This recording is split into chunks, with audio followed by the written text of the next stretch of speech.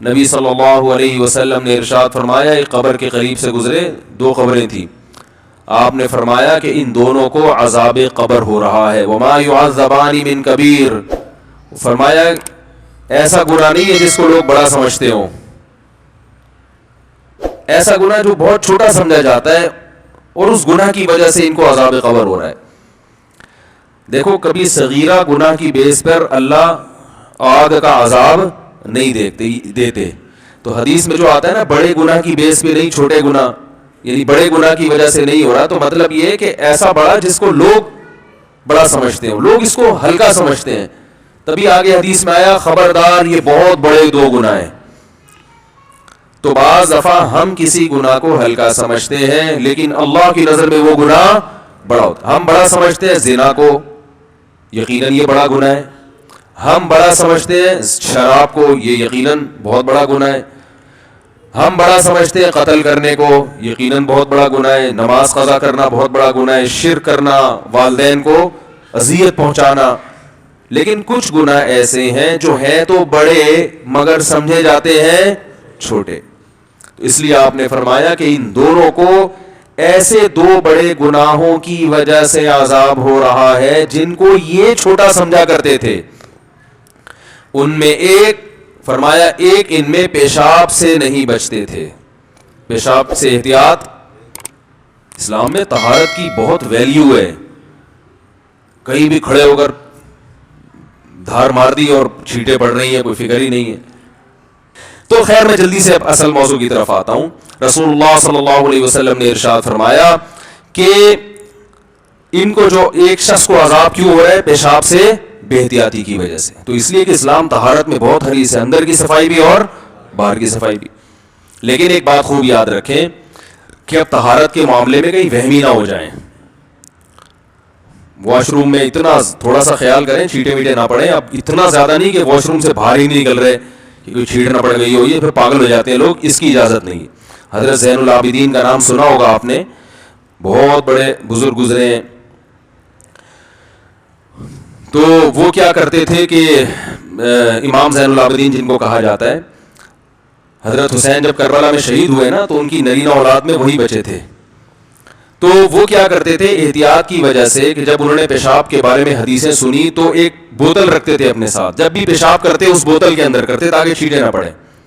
پھر لوگوں نے ان کو منع کیا، پھر انہوں نے خود یہ عمل چھوڑ دیا۔ انہوں نے فرمایا کہ جو مجھ سے بہتر تھے محمد صلی اللہ علیہ وسلم، انہوں نے جب اتنی زیادہ احتیاط نہیں کی ہے، وہ بھی نارمل کہیں بھی آپ صلی اللہ علیہ وسلم جب پیشاب فرمایا کرتے تھے نرم جگہ تلاش کرتے تھے، بس اتنی احتیاط کیا ہے کافی ہے۔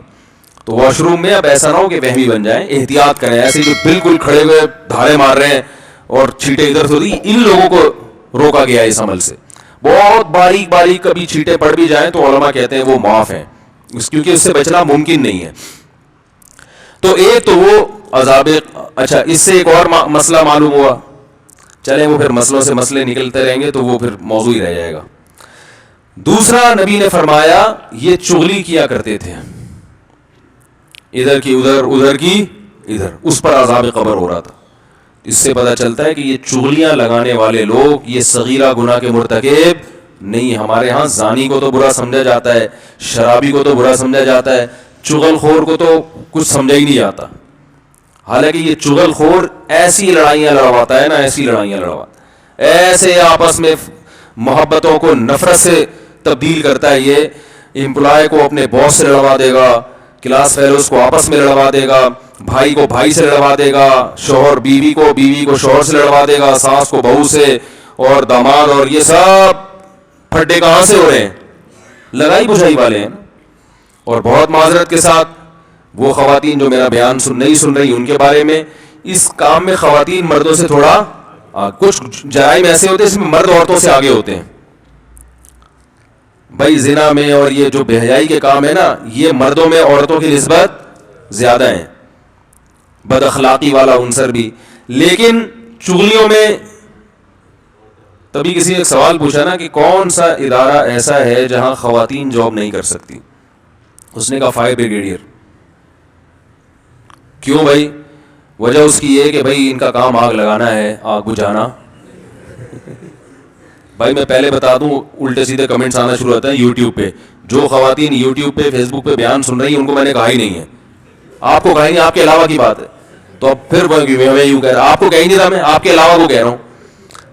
تو گھروں میں لڑائیاں کون لڑوا رہی, نندے جیٹھانیاں کرتی ہیں نا یہ کام. تو چغل خور قرآن کیا کہتا ہے, حدیث کیا کہتی ہے, یہ صغیرہ گناہ نہیں. اس لیے خواتین سے ہاتھ جوڑ کے کہتا ہوں اپنے گھروں میں آگ نہ لگاؤ, اپنے بھائی کو بھابھی کے خلاف نہ ورغلاؤ, بھابھیوں کو شوہر کے خلاف نہ ورغلاؤ, بہو کو ساس کے خلاف نہ ورغلاؤ. جہاں کوئی برائی دیکھی سمجھتی ہے اس برائی کو مٹانا چونکہ ہماری ذمہ داری ہے, اور بہو میں یہ برائی پائی گئی ہے تو اس برائی کو مٹانے کا ایک ہی طریقہ ہے, پولیس کو بتائیں گے تو فائدہ نہیں ہوگا, ساس کو بتائیں گے تو فوراً انکوائری ہوگی.